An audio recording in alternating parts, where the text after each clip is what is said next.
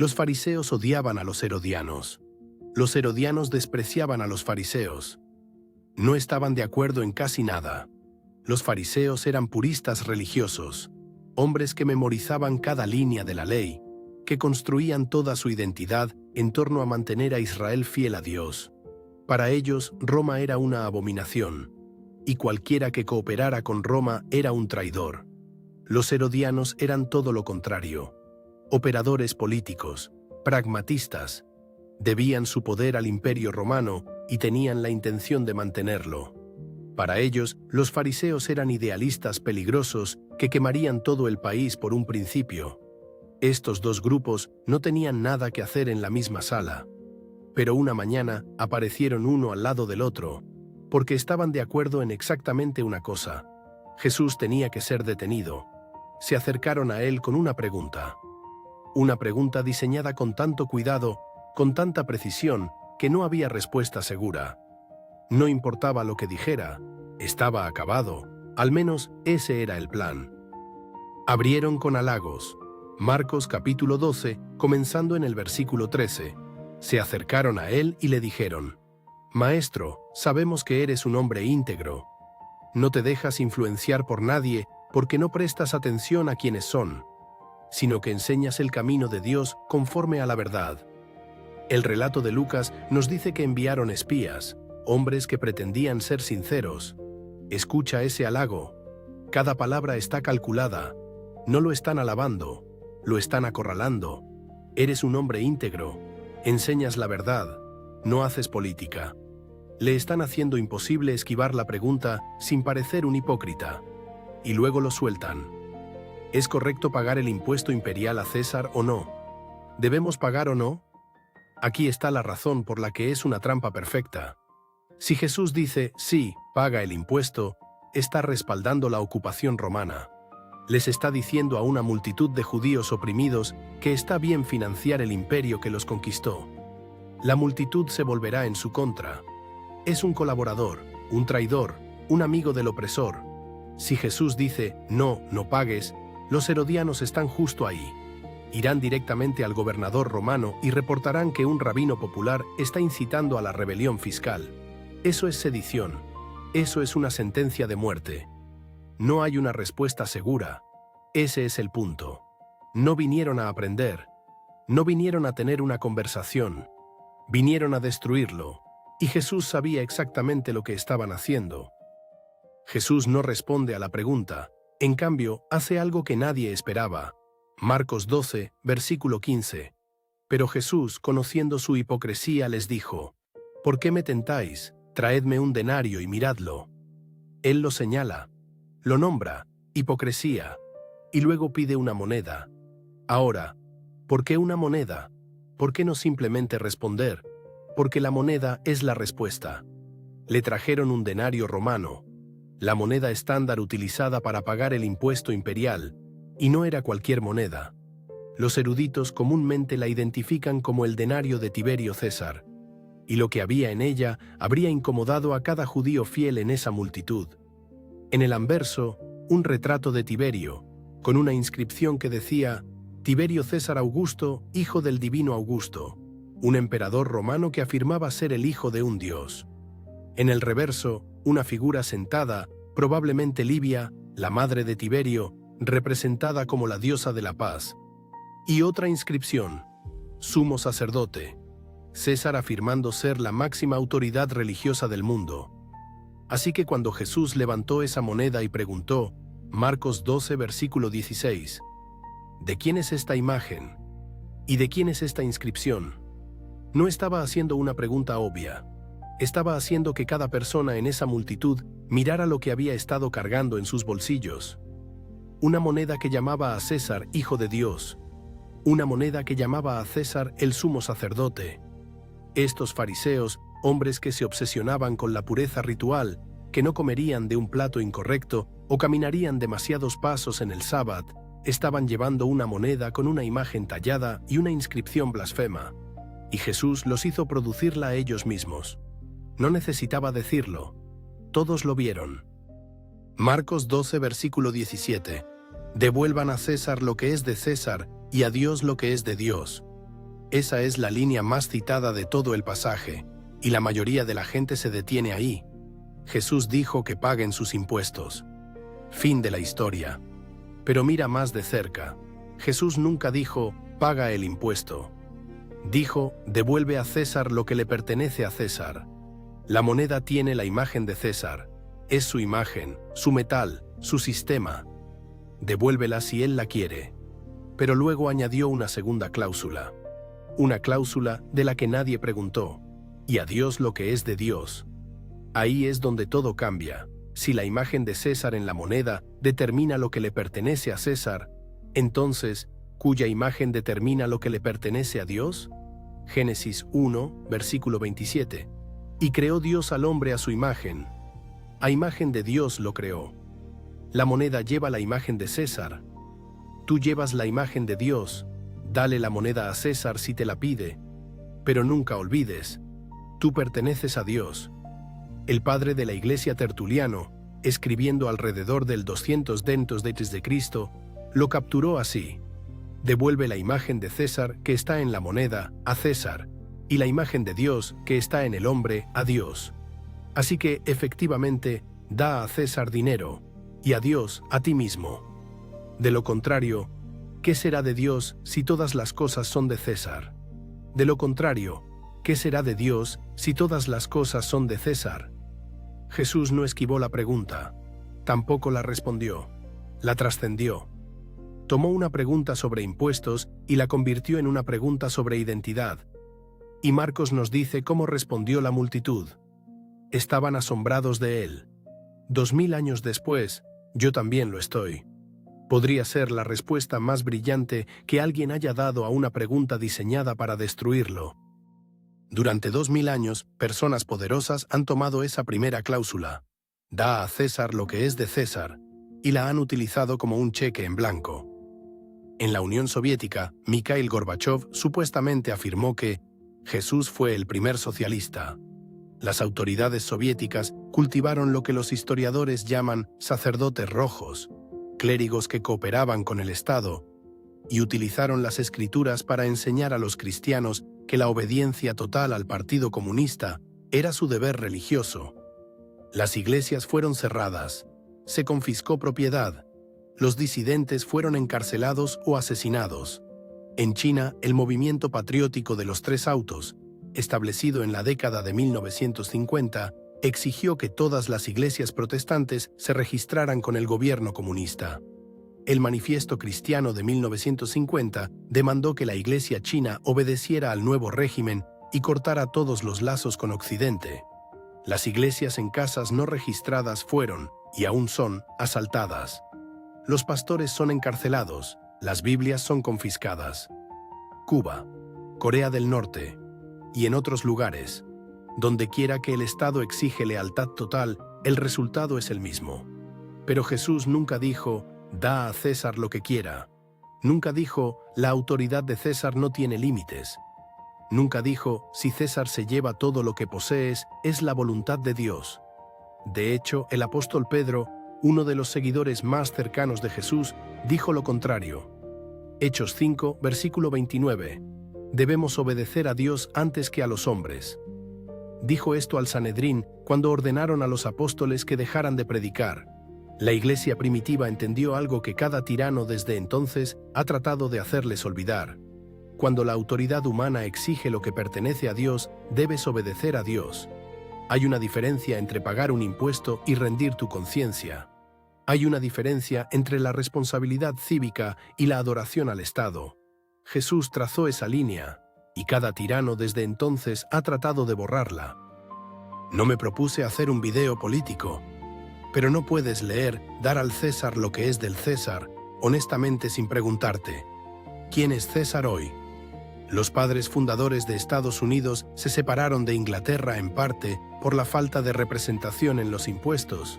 Sabían lo que se sentía tener un poder distante metiéndose en tu bolsillo. Una vez que los fundadores de este país se fueron, dos grupos comenzaron a pelear una batalla que nunca ha cesado. Por un lado, aquellos que querían centralizar el poder para controlar la oferta monetaria de la nación. Por el otro, aquellos que lucharon contra ellos. En 1791, Alexander Hamilton creó el primer banco de los Estados Unidos, el primer banco central del país. Duró 20 años. El Congreso dejó que su carta expirara. En 1816 se creó un segundo banco. Soy de Tennessee, al igual que Andrew Jackson. Y Jackson tenía algo que decir sobre la banca central que suena mucho a lo que hemos hablado de otra persona en este canal. Cuando el presidente del segundo banco se acercó a Jackson para una nueva carta, las palabras de Jackson han sido transmitidas durante casi 200 años. Ustedes son una cueva de víboras y ladrones. He decidido sacarlos, y por el Dios eterno los sacaré. Una cueva de víboras. Si viste nuestro video sobre Jesús volcando las mesas, recordarás lo que él llamó a los cambistas en el templo. Una cueva de ladrones. Diferente siglo. Mismo lenguaje. La misma ira. Jackson acabó con el banco. Durante 80 años después de eso, América no tuvo banco central. El mismo patrón se repitió con el impuesto sobre la renta. La Constitución original hacía prácticamente imposible un impuesto sobre la renta amplio. Durante sus primeros 73 años, Estados Unidos no tuvo impuesto sobre la renta. Se necesitó la guerra civil para introducir el primero y fue derogado al finalizar la guerra. Un segundo intento, en 1894, fue anulado por la Corte Suprema. Luego llegó 1913. En ese único año, la 16ª enmienda hizo constitucional un impuesto sobre la renta permanente y la ley de la Reserva Federal creó un nuevo banco central, diseñado en secreto en una reunión en Jekyll Island por un puñado de banqueros y funcionarios del gobierno. Un senador, un funcionario del Tesoro y algunos de los financistas más poderosos del país. Ambas ideas habían sido intentadas antes. Ambas habían sido rechazadas. En 1913, ambas regresaron y esta vez se quedaron. Ahora, en 2026, estamos reconsiderando los efectos de esas decisiones y haciendo las mismas preguntas que los estadounidenses han estado haciendo desde la fundación. ¿Quién controla el dinero? ¿Cuánto poder es demasiado? ¿Y qué pasa cuando un pequeño grupo de personas decide cuánto vale tu dinero? Karl Marx, en el Manifiesto Comunista, enumeró sus pasos hacia un Estado centralizado. Cerca de la cima. Centralización del crédito en manos del Estado, mediante un banco nacional con capital estatal y un monopolio exclusivo. Lo consideraba fundamental. Ahora la Reserva Federal no es técnicamente un banco de propiedad estatal. Su estructura es un híbrido de autoridad pública e intereses bancarios privados. Pero la función es impactante. Un pequeño comité de funcionarios no electos establece las tasas de interés, el precio del dinero mismo, para toda la economía. Ya sea que las personas que fijan el precio del mercado más importante del mundo respondan al Estado o a bancos privados, el resultado es el mismo. Un puñado de personas toma decisiones que afectan cada dólar en cada bolsillo. Eso se acerca más al espíritu de la prescripción de Marx de lo que la mayoría de la gente se da cuenta. Creo que esto merece un escrutinio honesto y sé que no todos llegarán a la misma conclusión que yo. Algunos economistas argumentan que la Reserva Federal ha prevenido las crisis bancarias que devastaron a las familias comunes cada década antes de su existencia. Otros argumentan que ha concentrado un poder peligroso en manos de muy pocos. Personas honestas y fieles discrepan sobre esto. Pero no creo que la pregunta deba ser tabú. Cuando Jesús dijo, dar al César, ¿quién es César hoy? ¿Es el presidente? ¿Es el Congreso? ¿Es el Banco Central que controla el valor del dinero en tu bolsillo? ¿Es el sistema mismo? Sé cómo suena esto. No estoy diciendo que América sea un país comunista. No lo es. Estados Unidos tiene mercados libres, propiedad privada y protecciones constitucionales que Marx habría abolido. Pero Marx fue un observador cuidadoso de cómo se consolida el poder, y cuando enumeró sus pasos hacia un Estado centralizado, controlar el crédito y la oferta monetaria de la nación estaba cerca de la cima. Lo consideraba fundamental. No estaba equivocado sobre el mecanismo, estaba describiendo un patrón que aparece en todo tipo de gobiernos, no solo en los comunistas. La pregunta no es si América es marxista. La pregunta es si hemos examinado quién controla el dinero y si ese poder tiene límites. Hay una historia detrás de esa reunión en Jekyll Island, la reunión secreta, los hombres poderosos y lo que construyeron. Tenemos un episodio planeado para ello. Llegaremos allí. Entonces, ¿qué estaba diciendo realmente Jesús?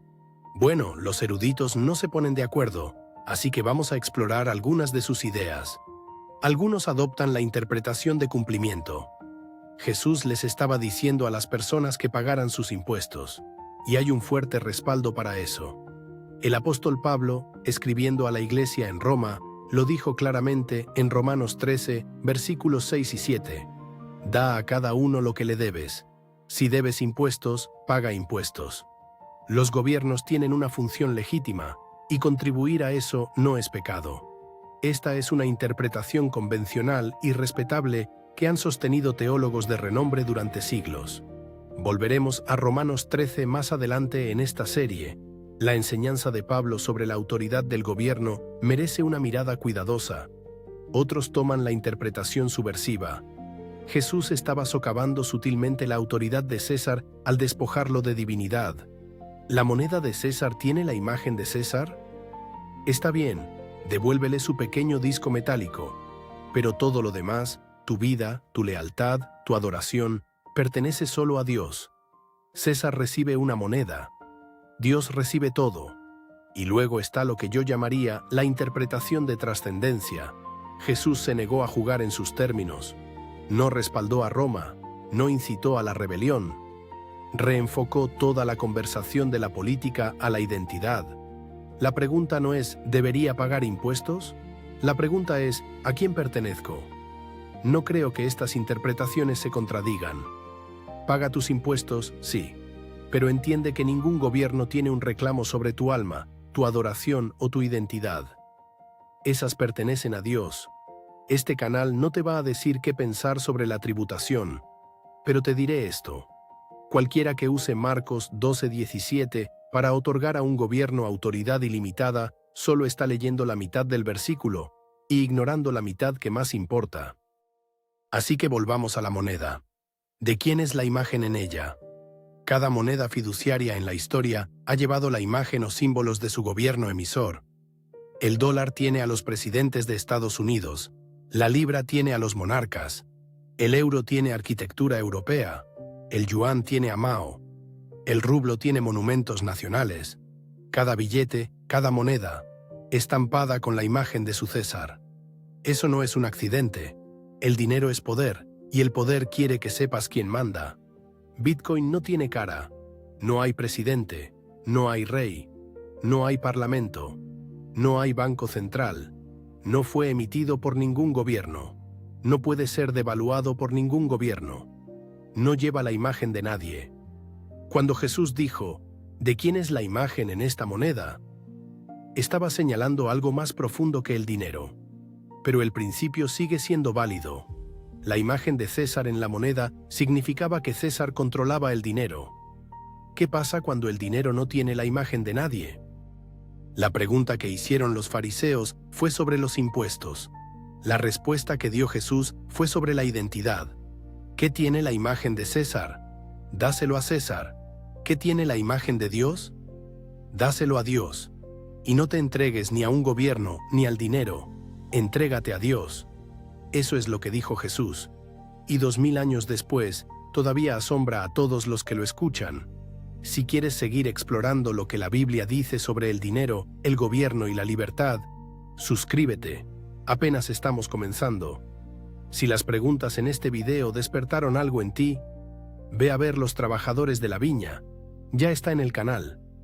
Jesús contó una historia sobre un terrateniente que pagó a cada trabajador el mismo salario, sin importar cuándo llegaran.